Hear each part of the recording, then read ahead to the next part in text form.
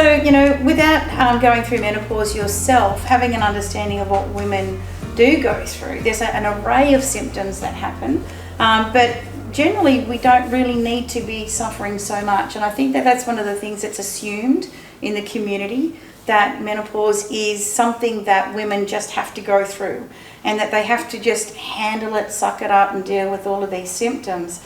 And that is so far from the truth. And there are plenty of women out there that are doing an amazing job of managing their health and then flying through their menopause with very minimal symptoms. And I can see there's a place for the ChickiBams, particularly for those kind of women who are struggling. As a snack food, would you recommend a whole bar as a snack, or would you recommend a portion of the bar? I think a quarter to a half is about all you should eat, and you'll find that you don't really want any more than that anyway, because it satisfies your leptins and ghrelin hormones, and you don't feel hungry anymore, so you can miss a meal and all that sort of thing.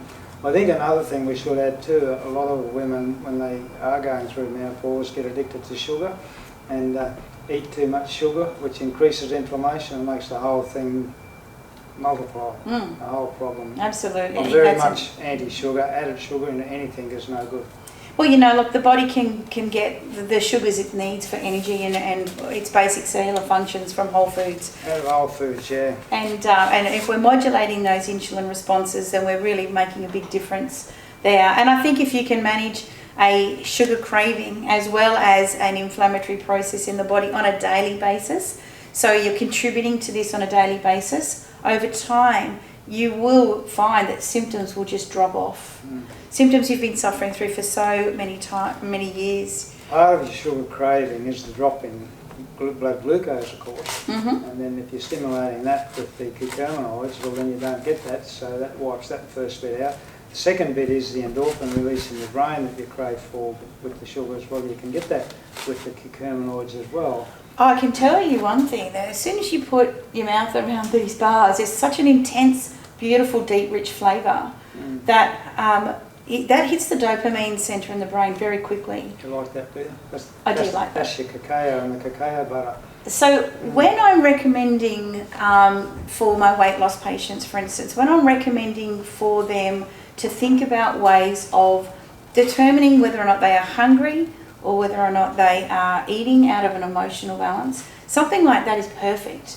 Because really when they're not hungry, they don't want to be eating a lot of content to deal with an emotional process. Obviously we don't want emotional eating in the platform anyway, but let's be real, they're at home by themselves, they're going to reach for something anyway, generally, until they're getting some support. This is a fantastic option because that little kick to the dopamine centre really hits that reward centre beautifully, and it shifts that leptin ghrelin response quite quickly. And now that's going to manifest down the track into a really lovely hormonal cascade down the road. I hope so. You've got the chocolate, of course, isn't there just for flavour. It's vasodilatory.